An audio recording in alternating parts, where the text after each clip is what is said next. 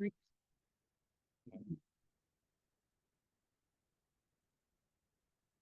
اللہ الرحمن الرحیم۔ المعرفۃ والنکرۃ، جہاں سے مصنف رحمۃ اللہ علیہ اسم کی دو مزید اقسام بیان فرما رہے ہیں۔ اب تک معرب اور مبنی کی بحث مکمل ہوئی۔ متعین ہونے اور نہ ہونے کے اعتبار سے ہم اسم کی دو قسم بیان فرما رہے ہیں۔ اسم کی دو قسمیں، معرفہ اور نکرہ۔ المعرفۃ ما وضع لشیء بعینہ، معرفہ وہ ہے جس کو متعین چیز کے لیے وضع کیا گیا ہے، یعنی ایسی چیز جو متکلم اور مخاطب دونوں کے درمیان متعین ہے، دونوں کے کو معلوم ہو کہ یہ لفظ فلاں کے لیے وضع ہے، اس کو معرفہ کہا جاتا ہے۔ پھر معرفہ کی 7 اقسام ہیں۔ نمبر 1 مضمرات، ضمیریں۔ نمبر 2 اعلام، نام۔ نام میں عالم کے اندر اسماء بھی آتے ہیں، کنیتیں بھی آتی ہیں، القاب بھی آتے ہیں، یہ ساری چیزیں اس میں آتی ہیں۔ عالم نام جیسے رشید ہے، عبداللہ ہے، ابو بکر ہے، عبداللہ ہے، عمر ہے، زید ہے، بکر ہے، یہ نام ہے۔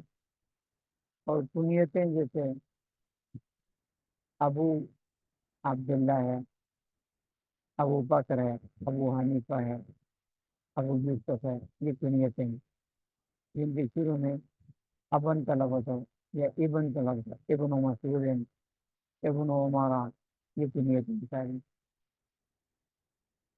اور یا تخلص ہوں، جیسے شاعر لوگوں کے تخلص ہوتے ہیں، جیسے آدم ہے، ندیم ہے، یہ تخلصات ہیں۔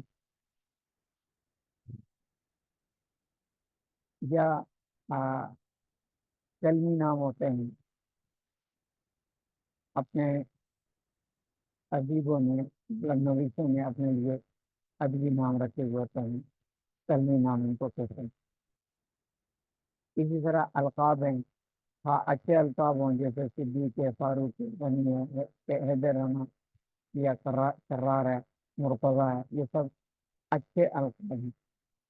یا برے لقب ہوں جیسے کذاب ہے، دجال ہے، وغیرہ ذالک، یہ سب اعلام میں ہوتے ہیں، سب معرفہ ہوتا ہے۔ اور نمبر 3 مبہمات۔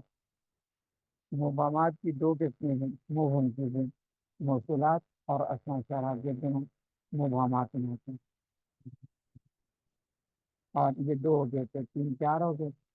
5ویں قسم ما عرف بالنام، معرف بالنام، وہ اسم جس پر لام داخل کر کے معرفہ بنے۔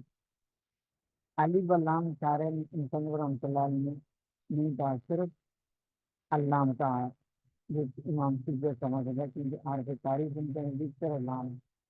الف وہ حرف تاریخ نہیں، صرف حرف تاریخ لام ہے، جبکہ امام خلیل بن احمد کے نزدیک حرف تاریخ الف لام دو ہیں۔ مصنف رحمۃ اللہ علیہ نے امام سجدہ کے قول کو نقل کیا۔ نمبر 6 اب الندا، ما عرف بالندا، معرفہ بالندا جیسے کہتے ہیں۔ اور نمبر 7 المضاف الی احدھا معنی،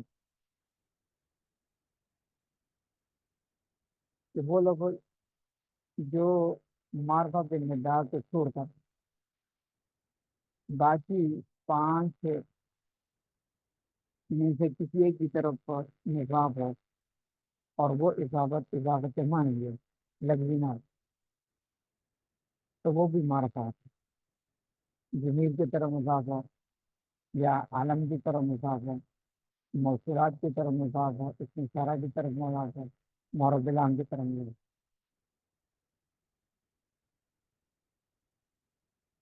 پھر ان 7 میں سے عالم کے علاوہ، عالم کے علاوہ باقی سب کی تفصیلات پیچھے گزر چکی ہیں، ضمیروں کی بھی، موصولات اشارات کی بھی، معرب اللام کی بھی، ندا کی بھی، یہ سب کی ذکر ہو چکی ہیں، صرف اور صرف عالم باقی کا اس کی تفسیر مختصر مصنف بیان فرما رہا ہے کہ عالم کہتے ہیں معوضہ لیکن بعینی غیر متناول غیر، وہ اسم جو کسی متعین چیز کے لیے وضع کیا گیا ہو اور اس وجہ میں اس کے علاوہ کسی اور پر اس کا اطلاق نہ ہو سکتا، جیسے کسی کے گھر بچہ پیدا ہوتا ہے وہ اس کا نام رکھتے ہیں زید، تو اس گھر میں زید نام کا ایک ہی بچہ ہے، اس گھر میں وہ زید کا لفظ جب بولا جائے گا تو وہی بچہ مراد ہوگا، اس وجہ کے اعتبار سے وہ کسی اور پر نہیں بولا جاتا۔ ہاں دوسرے لوگوں نے اپنے بچوں کے نام رکھے ہوں تو ان کی الگ وجہ ہوگی، اس کو کہتے ہیں الگ علم ما، وہ اسم ہے وجہ لشیء بعینی جو متعین چیز کے لیے رکھا گیا، غیر متناول غیرہ، اس وضع میں وہ اس متعین چیز کے علاوہ کسی اور کے لیے استعمال نہ ہوتا ہے۔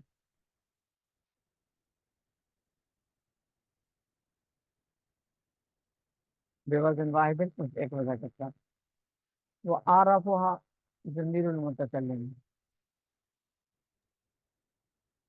تنور رحمۃ اللہ علیہ ان معرفوں کی ترتیب بیان فرما رہے ہیں، اور یہ ترتیب کسی آپ نے اس کی توابع کی جیز میں پڑھی ہے، صفت کی بیس کے اندر اس کو ذکر کیا گیا تھا کہ سب سے عارف المعارف ضمائر ضمیریں، پھر اس کے بعد عالم ہے، پھر اس کے بعد مبہمات ہیں، اس میں اشارات اور موصولات، پھر اس کے بعد معرب بالالف واللام ہے، اور پھر اس کے بعد معرفہ بالندا آخر میں آتے ہیں،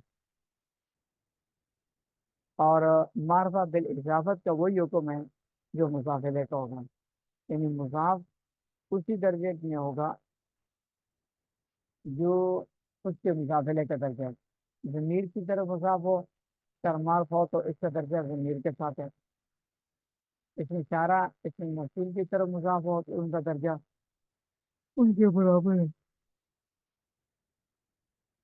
معرب باللام کی طرف مضاف ہو تو اس کا درجہ اس کے برابر ہے، یہ پیچھے تفصیلات ہے ذکر کی گئی۔ پھر ضمائر میں سے اعراف المعارف جو متکلم کی ضمیر ہے، پھر مخاطب کی ضمیر ہے، پھر اس کے بعد غائب کی ضمیر، وہ عارف المضمر المتکلم ہے، سب سے بڑے معرفہ ضمیر ہے اور اس میں متکلم کی ضمیر، پھر مخاطب کی ضمیر اور پھر غائب کی ضمیر، والنکرۃ ما وضع لشیء لا بعینہ، دوسری قسم ہے نکرہ، معرفہ کے ساتھ نکرہ، نکرہ کی تعریف یہ ہے کہ نکرہ وہ اسم ہے